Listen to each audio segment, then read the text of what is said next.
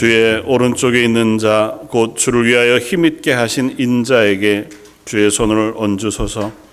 그리하시면 우리가 주에게서 물러가지 아니하오리니 우리를 소생하게 하소서. 우리가 주의 이름을 부르리이다. 만군의 하나님 여호와여, 우리를 돌이켜 주시고 주의 얼굴의 광채를 우리에게 비추소서. 우리가 구원을 얻으리이다. 아멘. 하나님의 은혜와 하나님의 사랑으로 이 예배의 자리에 서서 하나님을 찬양하며 경배를 올려드립니다. 크고 놀라우신 하나님의 은혜, 그리고 우리를 구원하신 그 놀라운 감격에 부르심이 있지만 저희들의 시간들은 자주 이 땅 가운데 머물러 있어 낙심하고 시험받으며 흔들리는 사람들인 것을 고백합니다. 하나님이 연약한 모든 것들을 다시 십자가 앞에 내려놓습니다. 예배하는 모든 심령 속에 찾아와 주시고 말씀해 주시며 위로와 격려와 은혜를 베풀어 주셔서 다시 하나님의 사람으로 다름질할 수 있는 힘과 능력을 얻게 하여 주옵소서. 하나님께 드리는 모든 예배를 받아주시기를 원하오며 모든 말씀 예수님 이름으로 기도드립니다. 아멘. 전능하사 천지를 만드신 하나님 아버지를 내가 믿사오며 그 외아들 우리 주 예수 그리스도를 믿사오니 그는 성령으로 잉태하사 동정녀 마리아에게 나시고 본디오 빌라도에게 고난을 받으사 십자가에 못 박혀 죽으시고 장사한 지 사흘 만에 죽은 자 가운데서 다시 살아나시며 하늘에 오르사 전능하신 하나님 우편에 앉아 계시다가 저희로서 산 자와 죽은 자를 심판하러 오시리라. 성령을 믿사오며 거룩한 공회와 성도가 서로 교통하는 것과 죄를 사하여 주시는 것과 몸이 다시 사는 것과 영원히 사는 것을 믿사옵나이다. 아멘. 찬송가 25장을 함께 찬양하시겠습니다.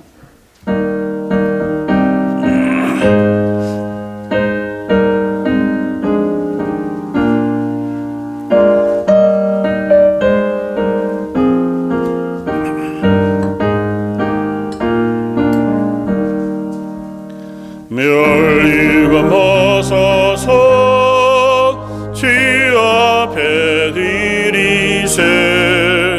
저 천사 기쁜 노래가 온 땅에 퍼지래.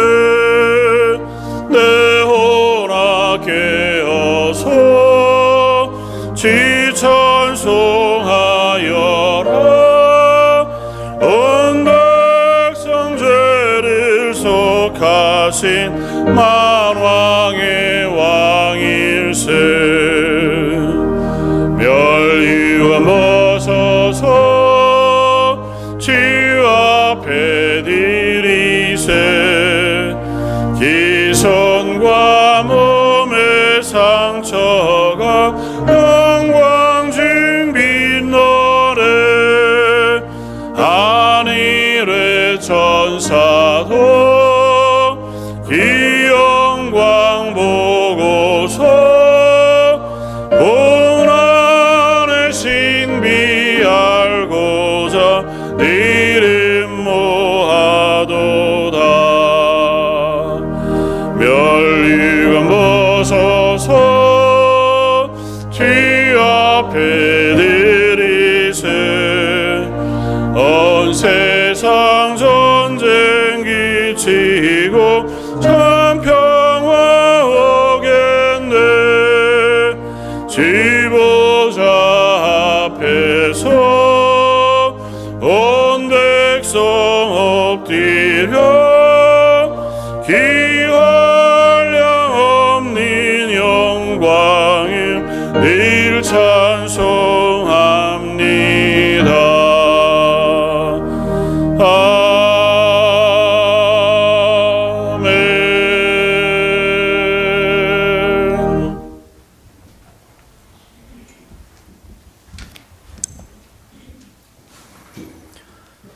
온 세상 만물을 창조하시고 다스리시는 창조주 되신 하나님 아버지, 귀하고 복된 날 허락하여 주셔서 여러 성도들이 한자리에 모여 살아계신 하나님을 예배할 수 있도록 인도하심에 감사드립니다. 저희가 드리는 이 예배를 통하여 영광 받아 주시옵소서. 세월이 살같이 빠르게 지나감을 느끼며 2026년 6월 첫째 주 주일 예배를 하나님께 드립니다. 우리는 이 땅에서 하나님을 예배하는 예배자로서 살아가는 존재라는 정체성을 지킬 수 있음에 감사드리고 함께 모여 예배할 수 있는 공간이 있음에 감사드립니다. 하나님의 말씀을 대언할 수 있는 목사님이 계심에 감사드리고 예배를 돕는 여러 손길과 함께 예배드릴 수 있는 성도들이 옆에 있음에 감사드립니다. 이 예배의 자리를 지킬 수 있음에 감사드리고 목소리 높여 하나님께 찬양 드릴 수 있음에 감사드립니다. 누구에게도 털어놓기 힘든 마음을 하나님 앞에 아뢰일 수 있음에 감사드리고 그 기도를 들어주시며 위로해 주시고 주 안에서만 누릴 수 있는 평안함을 허락하심에도 감사드립니다. 조금만 주의 깊게 주위를 둘러보면 하나님께서 우리에게 베풀어 주신 은혜가 참 많이 있음을 알게 됩니다. 혹시라도 우리의 눈과 귀가 어두워져 이 소중한 것들을 놓치는 일이 생기지 않았으면 좋겠습니다.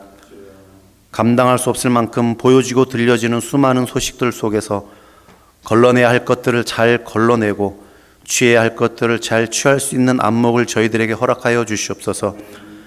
그래서 사탄의 교묘한 전략에 넘어가지 않고 스스로를 잘 지켜나가며 하나님께서 우리 각자에게 허락하신 길을 한 걸음씩 정진해 나갈 수 있는 우리 모두가 되게 하여 주시기 원합니다. 우리의 육신이 거하는 곳은 이 세상이지만 우리의 마음과 영혼은 늘 하나님 안에서 살아가는 우리가 되기 원합니다. 우리가 하나님 안에 거하고 하나님이 우리 안에 거하시는 연합된 삶을 살아가게 하여 주시옵소서. 그리하여 세상이 추구하는 기쁨을 누리는 것이 아니라 성경이 얘기하는 하나님께서 베풀어 주시는 기쁨을 누리며 살아가는 모든 성도들이 될 수 있도록 인도하여 주시옵소서. 우리 각자를 향한 하나님의 부르심에 성실함으로 응답하며 우리의 발걸음을 통해 그 부르심을 이루어가는 저희들이 되기 원합니다. 이 시간 하나님 앞에 머리 숙여 예배하는 모든 성도들을 주님의 이름으로 축복합니다. 이들이 걸어가는 길이 생명의 길, 구원의 길이 되게 하여 주셔서 그 뒷모습을 바라보는 자녀 후손들에게 말로 하지 않아도 삶으로 보여지는 거룩한 모범의 길을 걷게 하여 주시기 원합니다.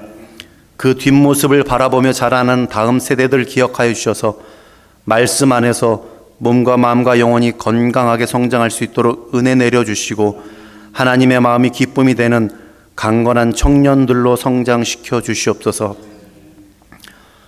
슬픔을 겪고 있는 가정을 위로하여 주시고 언젠가는 다시 만나 함께 하나님을 찬양하는 그 슬픔이 변하여 기쁨이 되는 기대감을 갖게 하여 주시기 원합니다.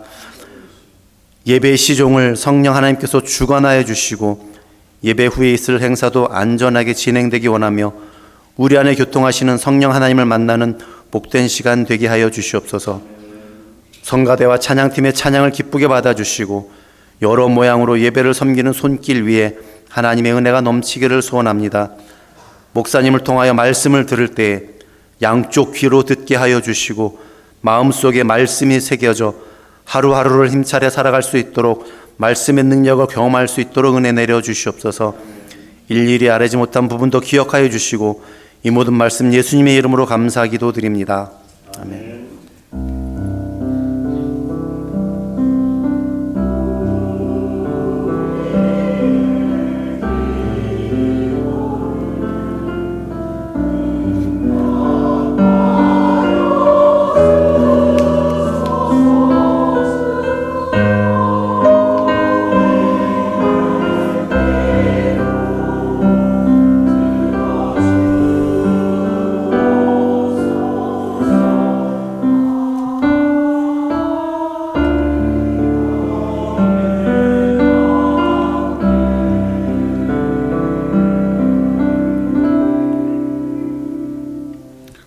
찬송가 312장을 함께 찬양하시겠습니다.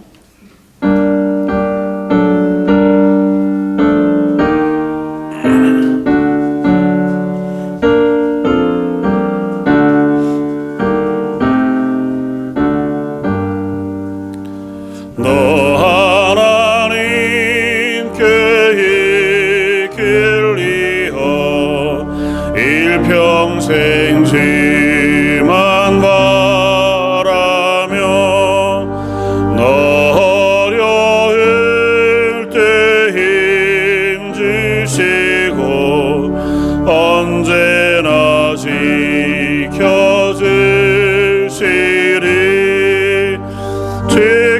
계신 사랑 믿는 자 기반석 위에 서리라. 너 설레는 맘 가다듬고 희망 기다리면서 기회로 신주의 뜻과 사랑에 만족하여라. 이리를 불러주신 주 마음에 소원하신다. 지 찬양하고 기도하며 네 번 늘 힘써다라. 주 약속하신 모든 은혜 내게서 이루어지리라. 잠들고 희지하는 자 주께서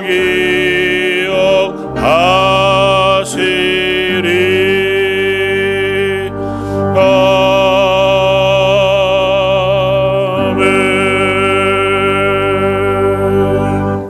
아멘. 하나님의 은혜로 저희가 이 땅을 살아가며 하나님의 자녀가 됩니다. 하나님이 우리의 일용할 것을 채우시고 선하신 하나님의 손길에 이끌림 바 되어 또 하루를 하나님의 사람으로 다름질하며 이 걸음을 걷습니다. 하오나 저희들의 삶에 때로는 많은 연약함과 또 필요들이 있습니다. 이 시간 하나님 앞에 예배하며 저희들의 필요를 채우시고 일용할 것으로 먹이시는 하나님을 기억하며 허락하신 것의 일부를 예물로 드렸습니다. 10의 1조로 주정헌금으로 감사 예물과 선교 예물로 주님 앞에 드립니다. 각종 기도의 제목을 담아드리고 감사의 이유를 고백하며 드립니다. 하나님께서 그 예물을 받아주시며 그 예물을 드리는 마음도 받아주시고 그들의 삶도 받아주시기를 원합니다. 하나님께서 그들의 삶을 하나님의 것으로 부르셨사오니 하나님의 은혜와 은사로 충만히 채우셔서 삶의 걸음걸음이 하나님을 향한 기쁨의 걸음이 되게 하여 주옵소서. 오늘 하나님 앞에 드려지는 이 예배도 받아주시기를 원합니다. 예배를 위하여 수고하는 모든 발걸음과 손길들 또 섬김을 받아주시며 특별히 찬양으로 하나님께 영광 돌리는 찬양대와 또 찬양팀에게 하나님께서 그 찬양이 하나님께 흠향되어진 아름다운 찬양 되게 해주시고 찬양하는 심령 속에 더 크고 놀라운 기쁨을 매일매일 채워주시기를 원합니다. 아울러 함께 고백하며 찬양하는 모든 성도들의 삶에도 성령이 충만한 것으로 은혜 풍성한 것으로 임하여 주셔서 하나님을 더 기뻐하며 예배하는 온 예배가 되게 하여 주옵소서. 예배 모든 것들을 주님께 드리오며 모든 말씀 예수님 이름으로 기도드립니다. 아멘.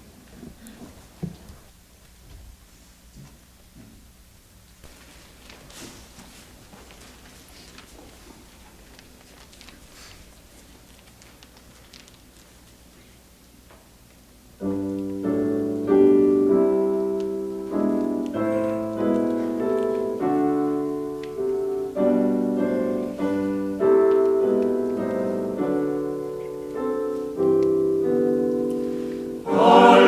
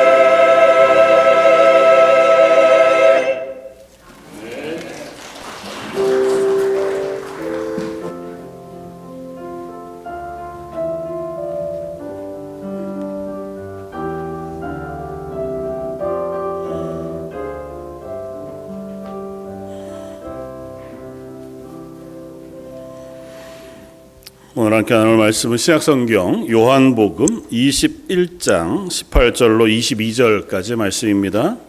신약성경 185쪽에 있는 말씀입니다.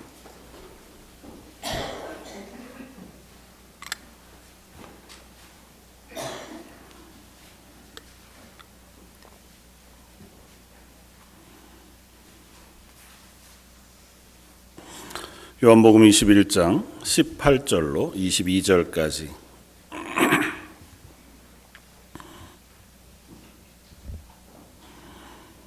우리 차였으면 한 목소리 같이 한번 봉독하겠습니다. 내가 진실로 진실로 내게 이르노니 내가 젊어서는 스스로 뛰고 원하는 곳으로 다녔거니와 늙어서는 내 팔을 벌리리니 남이 내게 띄우고 원하지 아니하는 곳으로 데려가리라. 이 말씀을 하심은 베드로가 어떠한 죽음으로 하나님께 영광을 돌릴 것을 가리키심이로라. 이 말씀을 하시고 베드로에게 이르시되 나를 따르라 하시니 베드로가 돌이켜 예수께서 사랑하시는 그 제자가 따르는 것을 보니 그는 만찬석에서 예수의 품에 의지하여 주님을 파는 자가 누구니까 묻던 자더라. 이에 베드로가 그를 보고 예수께 여짜오되 주님, 이 사람은 어떻게 되겠사옵나이까? 예수께서 이르시되 내가 올 때까지 그를 머물게 하고자 할지라도 내게 무슨 상관이냐? 너는 나를 따르라 하시더라. 아멘. 오늘은 너는 나를 따르라고 하는 예수님의 말씀을 가지고 함께 말씀을 나누어 보고자 합니다. 그리스도인의 삶이라고 하는 것은 종종 성경에서 달리기에 비유되어져 설명되어지는 것을 봅니다. 사도 바울도 하나님께서 자기를 부르셔서 사도로 살게 하신 것을 다름질로 표현해서 내가 목적지를 향하여 끝까지 다름질을 멈추지 않고 달려가겠다고 고백했고, 구약의 많은 선지자들에게도 하나님께서 그들을 부르실 때에 그들이 선지자 사역하는 그 걸음을 다름질로 표현하시기도 하셨습니다.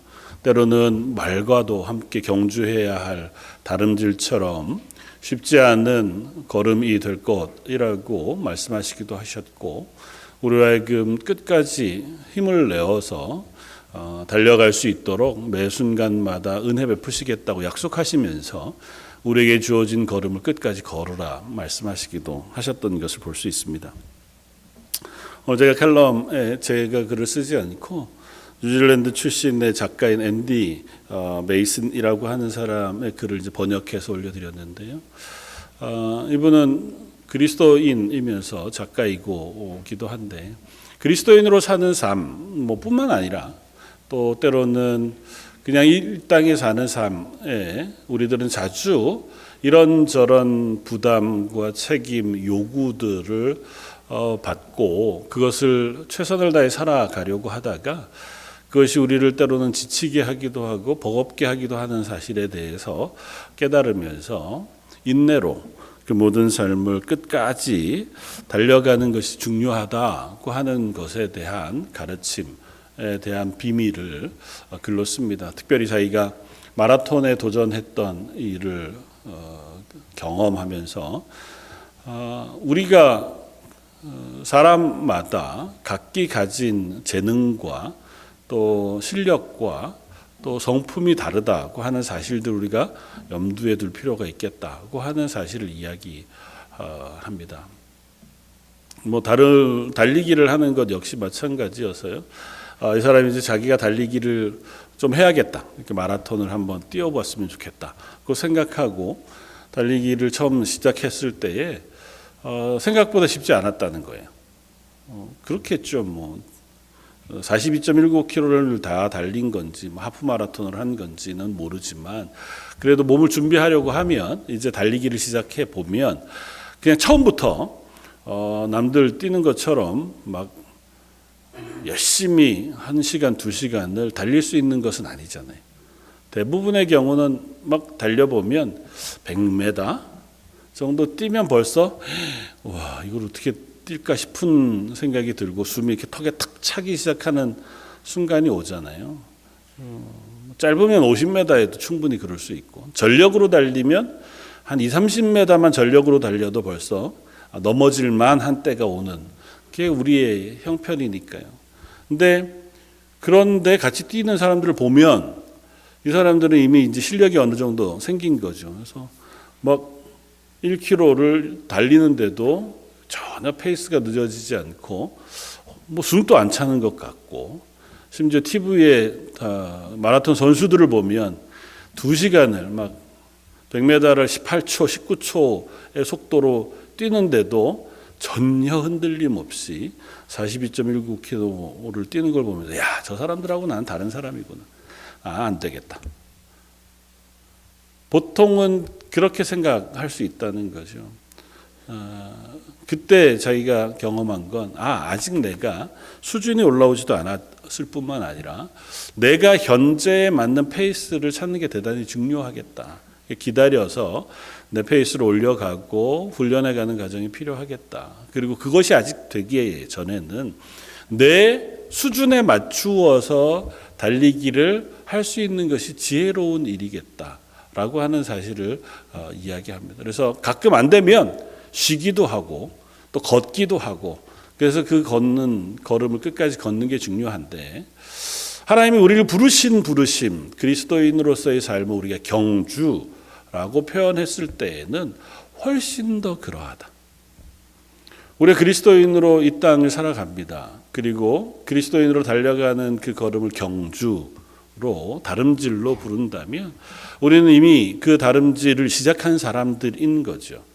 그런데 그 다름질을 걷다가 보면, 뛰다가 보면 우리는 종종 우리 주변에 나와 다른 페이스로 걷는 이들 혹은 뛰는 사람들을 보게 됩니다. 그리고 심지어 성경 안에 나타나는 많은 사람들은 우리들을 향해서 가끔 좌절할 만큼 대단한 페이스를 보여주기도 합니다. 사도 바울, 사도 베드로 혹은 구약의 선지자들, 그들이 하나님의 부르심 앞에 순종하는 걸음을 보면 어떻게 저럴 수 있을까 싶을 정도의 믿음의 고백을 가지고 끝까지 그 걸음을 걷잖아요.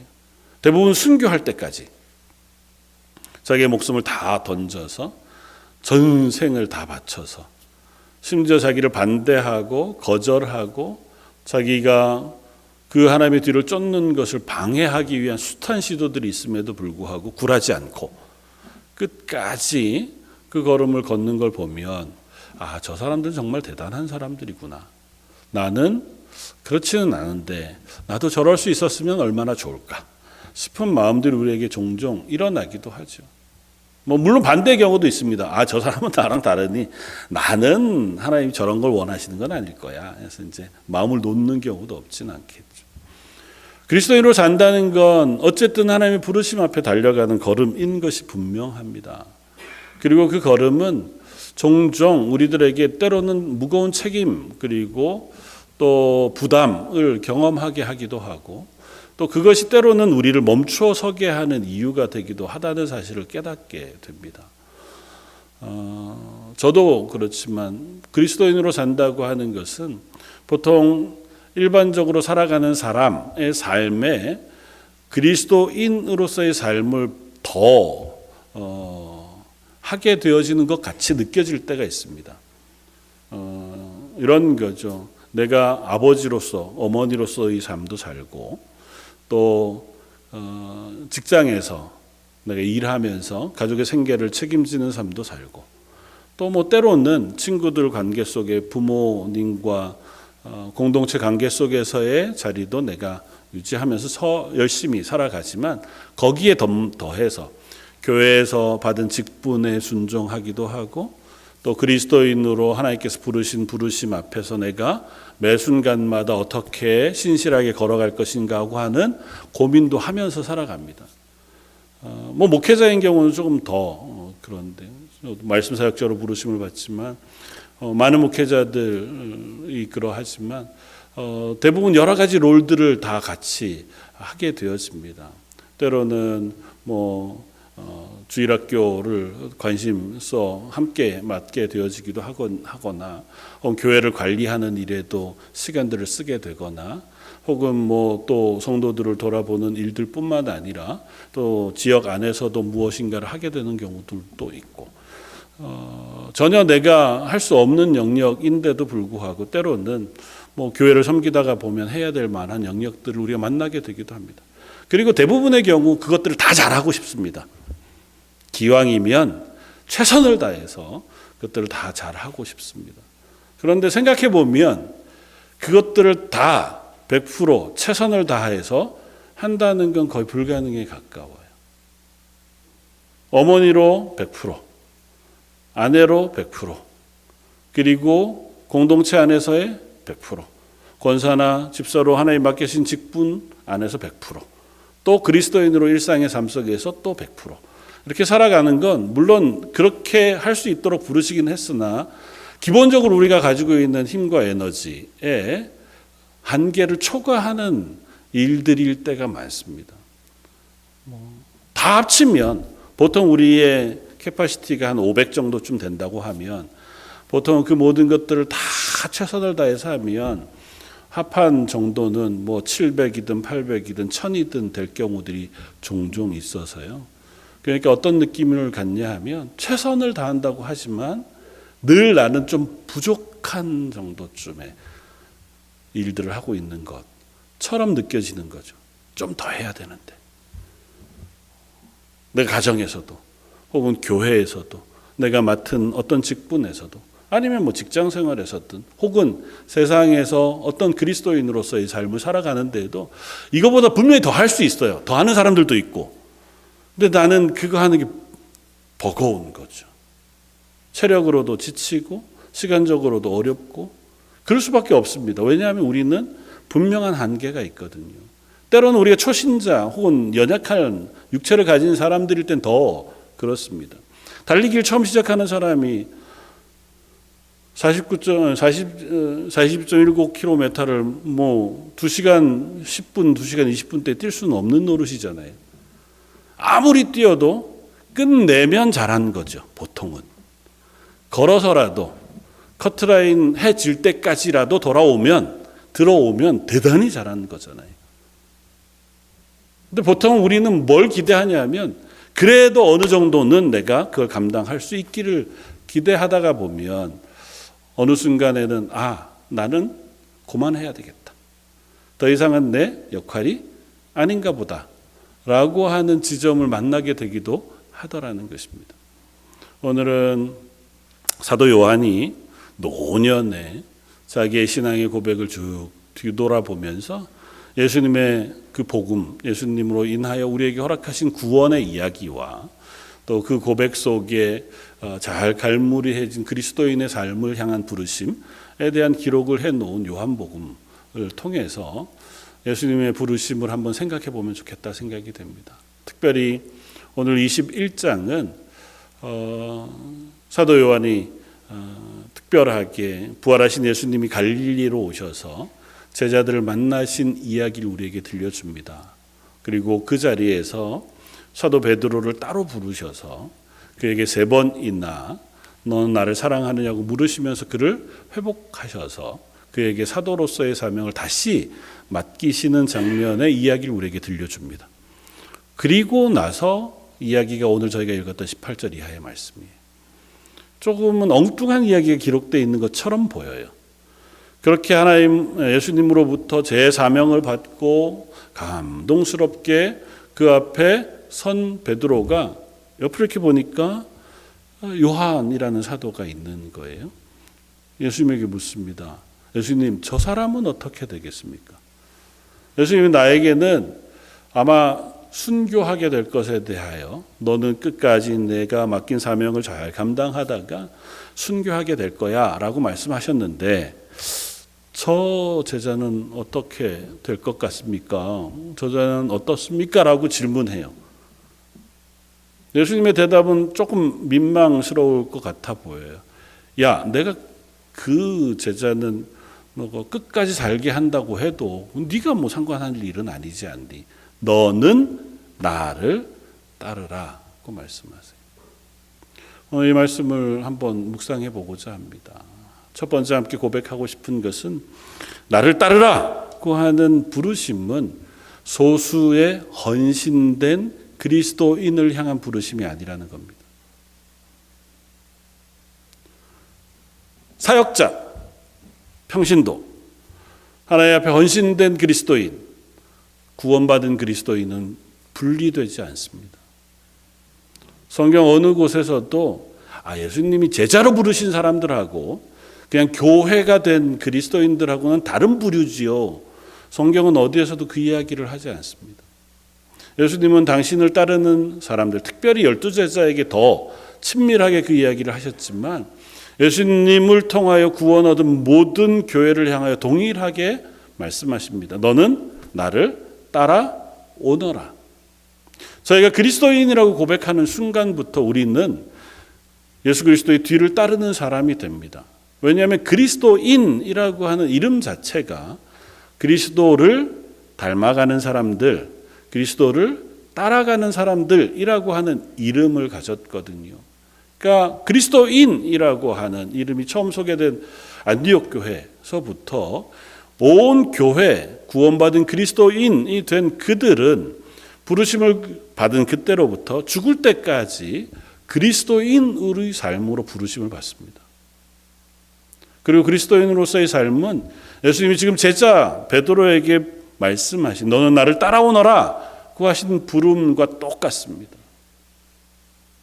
예수님이 각기 따로 부르셔서 제자인 베드로는 죽을 때까지 나를 따라오고 나머지 교인들은 주일날은 나를 따르다가 평일날은 당신들 뜻대로 살다가 왔다 갔다 하다가 마지막에만 오면 된다. 그거 부르시지 않는다고요. 아주 쉽게 얘기하면 우리는 예수 그리스도를 주로 고백하여 구원받은 그 순간부터 하나님의 나라를 향한 걸음을 걷습니다. 좀 기복적으로 설명하면 우리는 예수 그리스도를 믿고 구원 얻은 그 순간부터 천국을 향해 걸어갑니다. 그래서 우리는 언제라도 죽으면 천국 가야지. 우리는 천국 가는 것을 믿습니다. 그리고 그곳을 향한 걸음을 걷습니다. 그 목적지는 바뀌지 않아요. 그때로부터 우리의 걸음은 하나님의 나라를 향한 걸음을 걷습니다. 모양은 다르고 상황은 다를 수 있지만 그 목적지가 바뀌지는 않아요. 그것을 만약에 달리기로 표현한다면 인생이라고 하는 그리스도인이라고 하는 달리기가 우리의 목적지인 하나님의 나라를 향한 걸음으로 시작된 순간부터 우리는 그 목적지를 향해 달리기를 시작할 텐데 그 걸음을 우리가 가다가 여기는 제가 가는 거하고 좀 다른데요. 저는 더 이상 못 가겠습니다. 그러면 우리는 하나님의 나라를 향한 걸음을 멈출 수 있습니까? 그 걸음은 모두에게 동일한 부르심이에요. 너는 나를 따라오너라. 예수님이 계신 곳, 지금 예수님이 계신 하나님의 나라, 그곳을 향하여 그 걸음을 걸어 오도록 우리를 부르고 계시다고 하는 사실은 첫 번째 변함이 없는 부르심이라는 겁니다. 우리가 평신도이든 초신자이든 신앙의 연륜이 어느 정도 쌓여 교회의 직분자로 세워졌든 아니면 풀타임 사역자로 자기의 전생을 다해서 목회자로 혹은 선교사로 혹은 복음을 위하여 살겠다고 결심한 사람이든 간에 예외 없이 우리는 예수 그리스도를 주로 고백한 순간부터 하나님의 부르심에 응답하여 그리스도인으로서의 삶을 시작한 사람들이라고 하는 사실 우리가 잊지 말아야 합니다. 그 앞에는 결코 목적지가 바뀌거나 혹은 달라지는 일들이 없다면 우리는 한 가지는 분명히 할 수 있습니다. 그러면 이제부터 문제는 완주하는 거예요. 그곳까지 가는 겁니다. 그리고 그것은 예수님이 하나님이 약속하신 부분이에요. 하나님의 부르심과 은사와 부르심에는 후회하심이 없느니라. 하나님 우리를 부르신 것에는 어느 것으로도 포기하게 할 수 없고 어느 것으로도 그것을 중단하게 할 수 없다고 말씀하세요. 그래서 하나님은 우리를 끝까지 거기까지 데리고 가시겠다고는 약속하셨습니다. 그 얘기는 다른 말로 표현하면 우리의 목적지는 결코 바뀌지 않는다고 하는 사실을 의미해요. 그러면 이제 우리는 그 걸음을 걷는 사람으로 내가 지금 선 자리가 어디인지를 확인하는 것이 필요합니다. 혹 우리가 가다가 지쳐서 하나님 저는 이제 더 이상 못 가겠습니다 라고 혹 서 있는 것은 아닌지 하나님이 부르신 그 부르심 앞에 나는 거기는 제가 너무 어렵고요. 좀 다른 길로 가고 싶습니다. 고 하고 있는 것은 아닌지. 하나님 우리를 부르신 부르심에는 한 가지 목적지와 한 가지 길밖에 없는데 우리가 그 길을 지금 순종하여 따라가고 있는지라고 하는 질문을 우리가 먼저 해보아야 한다는 것입니다. 하나님 부르신 부르심은 성경을 통해서는 회심 그리고 변화를 통해서 말씀합니다. 사도 바울이 고백한 것처럼 옛사람은 벗어버리고 새 사람으로 덧입어 성령이 인도하시는 걸음을 걷는 것, 그것이 우리를 부르신 부르심이고 예수님은 그 부르심을 이렇게 이야기합니다. 너는 나를 따라오너라. 그리고 여기에 있는 모든 사람들에게 예수님은 동일하게 말씀합니다. 너는 나를 따라오너라. 예수님의 그 부르심을 듣지 않거나 혹은 그 부르심의 예외로 살아가는 사람은 없다고 하는 사실을 우리가 기억했으면 좋겠습니다. 그럼 두 번째, 나를 따르라고 하는 것은 한편으로는 매력적이거나 혹은 안락하고 편안한 삶으로의 부르심은 아니라고 하는 것입니다. 예수님을 믿으면 그 부르심을 따라가면 사도 요한과 야고보가 기대했던 것처럼 예루살렘에 가서 내가 예수님의 우편에 예수님의 좌편에 우의정 좌의정이 되어 이 나라를 멋지게 다스려보는 롤을 한번 맡아보고 싶습니다. 예수님을 따르는 길은 그것으로 보장되어져 있지 않다고 하는 사실을 분명히 이야기합니다. 예수님께서 특별히 오늘 베드로를 따로 부르시고 회복해 하시는 그 장면의 끝은 베드로가 결국은 순교하게 될 것에 대하여 말씀하세요. 베드로는 어쩌면 대단히 낙심한 상태였을 겁니다. 예수님을 열심히 따랐습니다. 자기의 열심과 자기의 헌신과 결단을 따라서 예수님의 뒤를 따랐던 사람이 베드로였고 거기엔 의심의 여지가 없습니다. 그러나 덜컥 제지를 당하는 위기를 맞았습니다.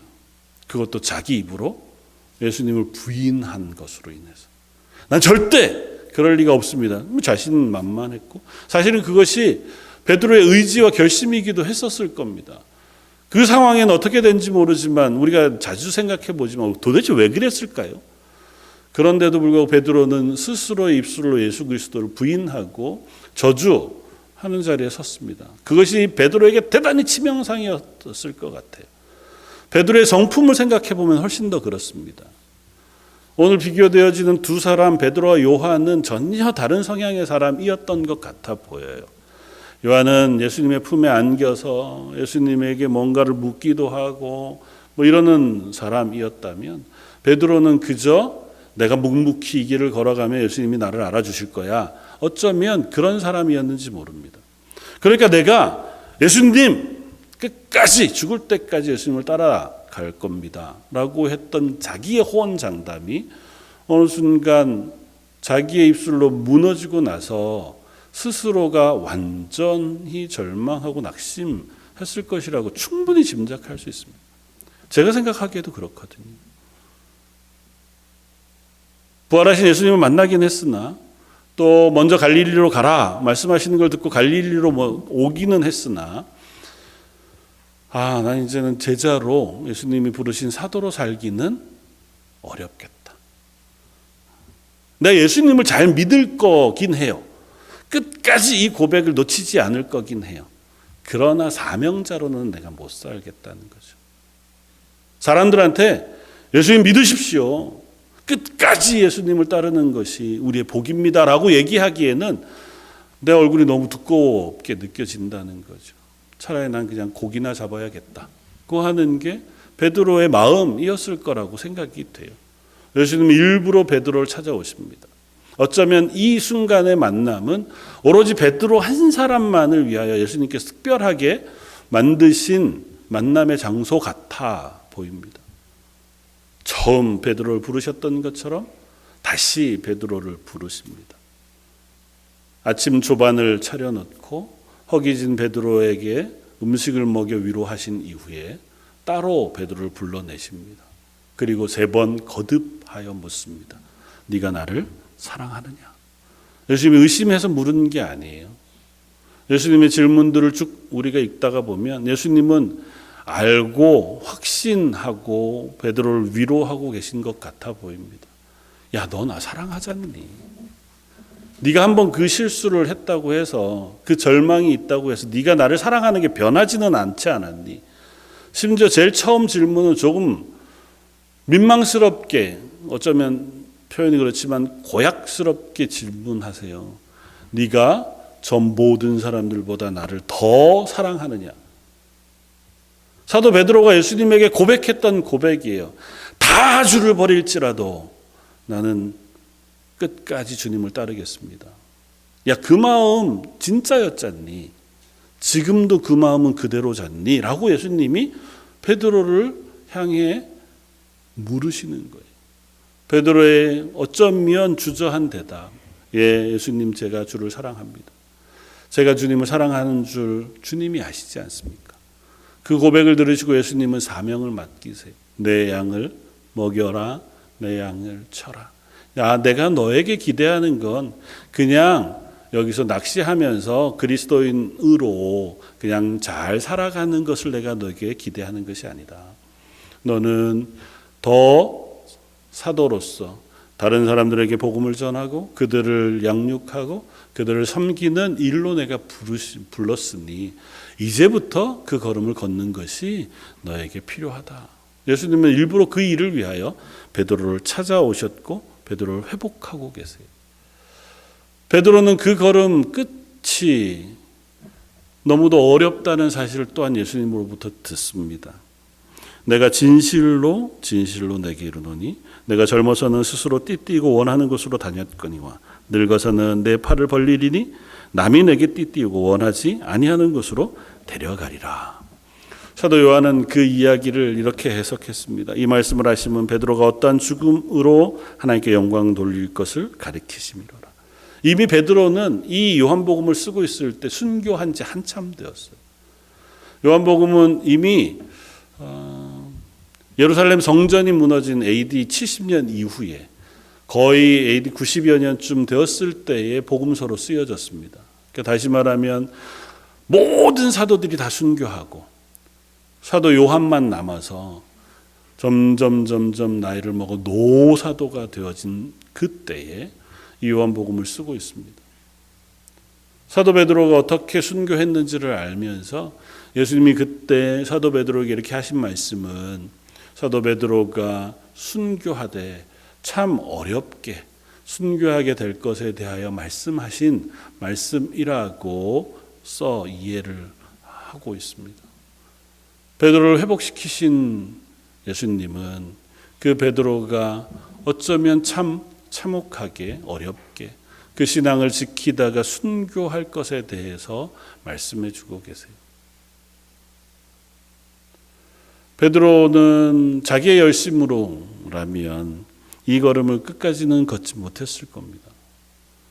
어쩌면 순교하는 일은 베드로에게 어렵지 않았을지 몰라요.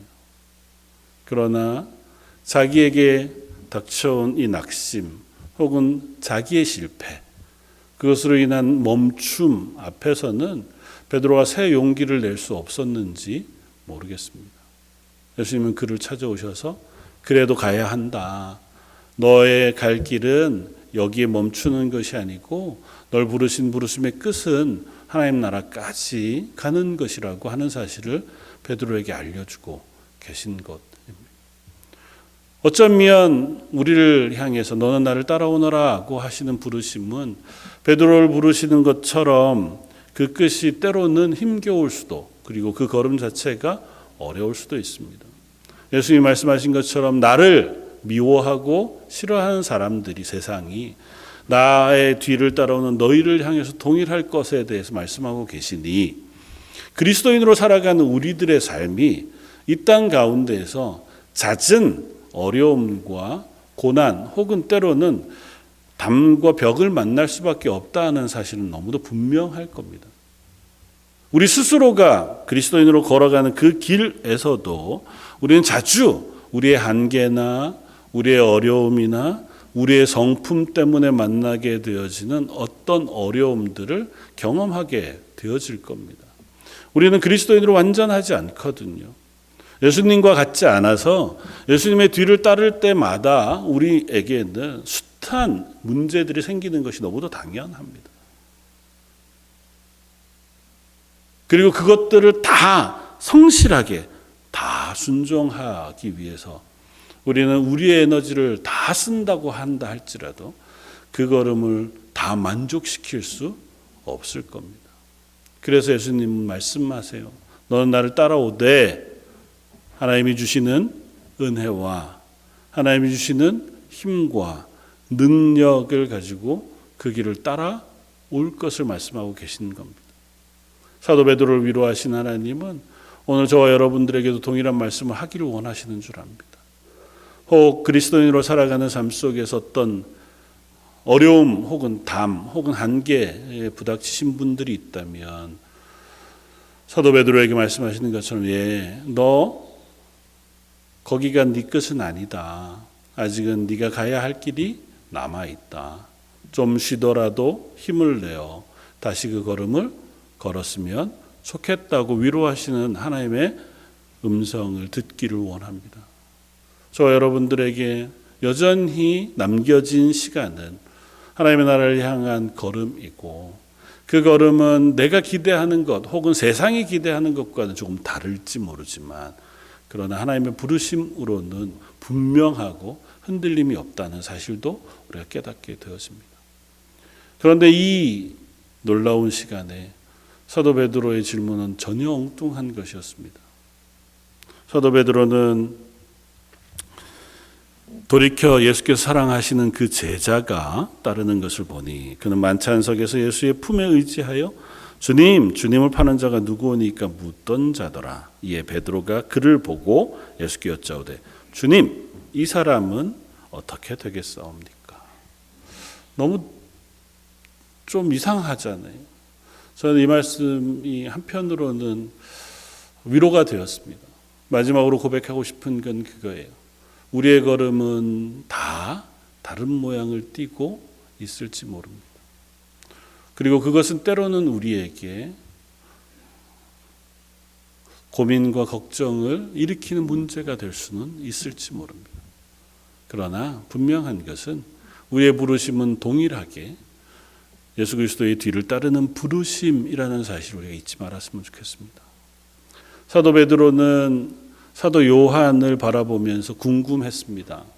나는 순교하실 거라고 말씀하시는데 그러면 저 사람은 어떻게 되겠습니까? 질투? 이런 것으로 표현하기는 좀 이상하기는 해요. 왜 질문을 했는지도 쓰여 있지는 않으니까요. 그러나 적어도 베드로의 입장에서 이 사도 요한은 늘 함께 예수님을 따랐던 사람입니다. 처음 세례 요한을 찾았던 때부터 예수님의 부르심을 받았던 첫 순간에도 이 두 사람은 같이 있었습니다. 그리고 예수님을 따를 때에도 서로 앞서거니 뒤서거니 하면서 서로 성향은 달랐지만 사도 베드로는 수제자로 가장 앞서서 예수님의 뒤를 따랐던 사람이고 사도 요한은 예수님의 사랑하는 제자로 스스로를 소개할 만큼 예수님 앞에 늘 친밀하게 예수님과 동행했던 사람입니다. 예수님이 다른 제자들을 내버려 두고 3명씩 따로 제자만 데리고 가셨을 때 변화산에서도 야이로의 딸을 고치실 때에도 베드로와 요한은 함께 있었습니다. 이 두 사람은 예수님을 따르는 일에 한 번도 떨어져 본 적이 없던 사람이에요. 심지어 베드로가 예수님을 부인하던 자리에도 사도 요한은 동행했었습니다. 성경은 그것이 요한이라고 기록하고 있지는 않아요. 대제사장과 아는 제자가 베드로와 함께 그 대제사장의 뜰에 들어가게 했다고 기록해 주고 있습니다. 그런데 역사적인 기록을 우리가 확인해 보면 아마 그가 사도 요한이었을 것이다라고 보통은 이해합니다. 그러니까 사도 요한은 베드로가 예수님을 부인할 때 그 부인을 들었는지 안 들었는지 모르지만 그 자리까지도 같이 있었던 사람. 그리고 사도 베드로가 그것 때문에 예수님의 십자가에 달리실 때 어쩌면 십자가 앞까지 가지 못했을지 몰라요. 반면에 사도 요한은 그 십자가 아래까지 따라갔던 사람입니다. 예수님이 사도 베드로가 아니라 사도 요한에게 당신의 어머니 마리아를 맡기시면서 이가 너의 어머니라고 그를 복양할 것을 부탁한 사람이 사도 요한이었습니다. 사도 베드로는 궁금했을 것 같아요. 저는 순교한다면 이 사람은 어떻게 되겠습니까? 베드로에게 어쩌면 한편으로는 그 걸음을 같이 걸어왔던 사람이지만 전혀 다른 모양의, 다른 성향의 사람인 저 사람은 어떻게 되겠습니까? 또 다른 한편으로는 이 글을 쓰고 있는 사도 요한의 입장에서도 이 이야기는 조금은 기억날 만한 이야기였을지 몰라요. 이미 사도 베드로는 정말 어쩌면 장엄하게 하나님 앞에서 믿음의 고백을 가지고 십자가를 거꾸로 쥐고 순교의 열매가 되었습니다. 그리고 나서 그 뒤로도 긴 시간 동안 사도 요한은 순교하지 못한 채로 아직도 살아 이 자리에 이 복음서를 쓰고 있습니다. 노년이 되어서도 여전히 사도 요한은 남아 있습니다. 모든 제자들이 다 순교했습니다. 심지어 나중에 12제자로 따로 들어온 마띠아까지도 순교했습니다. 아니 그뿐만 아니라 예루살렘 교회를 섬기던 많은 지도자들이 대부분 순교했습니다. 사도 바울도 순교했어요. 근데 아직 요한은 살아 있습니다. 예수님의 어머니 마리아를 복양하느라고 그랬다 치지만 예수님의 어머니 마리아가 돌아가신 후에는 사도 요한도 얼마나 신실했습니까? 그가 열심히 복음을 전해 교회 앞에 믿음의 고백을 했다면 그도 순교할 만했는데 고난이란 고난은 다 받았어요. 감옥에도 갇혔고요. 반모라고 하는 섬, 외딴 섬에 유배돼서 그 동굴 속에 들어가서 하나님 앞에 처절하게 기도할 만큼, 그럼에도 불구하고 여전히 그는 순교하지 않은 채로 지금의 걸음을 걷고 있습니다.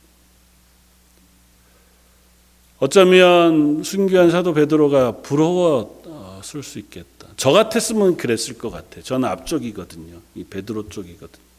순교하는 게 훨씬 쉽겠다 싶은 사람이 계속 그 걸음을 걷는 것이 얼마나 어려울까. 그런데 요한 입장에서는 야, 참 좋겠다. 나는 왜 하나님 안 데려가시는 걸까? 제가 이 동안 또 해야 할 일이 남아있는 걸까요? 물론 사도 요한에게 복음서와 계시록 말씀을 기록하게 하시고 교회를 격려하고 세우는 역할을 맡기셨으니 그 걸음이 얼마나 아름다운지는 우리가 말하지 않아도 알 수 있습니다. 그러나 두 사람 사이에 서로를 바라볼 때는 서로의 걸음이 한편으로는 부럽고 서로의 걸음이 한편으로는 도전이 되었을 수 있겠다 싶습니다. 차라리 내가 요한처럼 조금은 이렇게 막 그때그때 힘있게 막 말하는 사람이 아니라 좀 주저하는 사람이었다면 예수님한테 그렇게 호언장담하는 것도 안 했을지 모르고 예수님 모른다고 부인하면서 승질내는 일도 어쩌면 그냥 안 했을지 모르잖아요. 그냥 미적미적 하다가 그냥 쭈글하게 있었으면 그만해도 난 좋았을 텐데 난 그러지 못한 사람인 거잖아요. 예수님이 뭐라고 말씀하시면 발끈해서 다 주를 버릴지라도 저는 예수님을 버리지 않겠습니다. 예수님이 너는 나를 지금은 못 따라올 거야 말씀하시면 제가 어디든 따라가겠습니다. 내 목숨을 버려서라도 예수님 따르겠습니다 하고 했던 게 시몬 베드로의 모습이잖아요. 우린 서로 다릅니다. 어떤 사람은 시몬 베드로와 같은 걸음을 걸을지 몰라요. 그러면서 옆에서 그 사람을 보면서 한편으로는 부러울 수 있습니다. 반대일 수도 있죠. 어떤 사람은 끝까지 그 걸음을 걷느라고 수고는 하지만 그러나 그의 모습이 교회에서 대단한 어떤 모양 혹은 섬김을 가지지 못한 채로 그저 그 걸음을 유지하고 있는 분들도 있을지 모릅니다. 물론 이게 핑계가 돼서는 안 되죠. 난 모양이 그래서 목사님 저는 봉사 같은 거 못합니다. 교회만 열심히 다닐게요. 그 핑계 이유가 돼서는 안 됩니다만은 우리는 모양이 달라요. 사람의 성품도 다릅니다. 그리고 그 섬김의 모양도 다를지 모릅니다. 서로가 서로에게 도전이 될지언정 그게 나를 멈추는 이유가 돼서는 안 되리라고 생각해요. 저 사람 저렇게 하는데 난 그렇게 못하느니 차라리 안 하고 만다. 그건 얼마나 어리석은 일인지요. 하나님은 우리를 부르시고 꼬린 지점을 말씀해 주셨어요. 하나님 나라까지 예수님의 뒤를 따라 그 걸음을 걸으렴. 필요하다면 내가 너를 격려할 수 있다.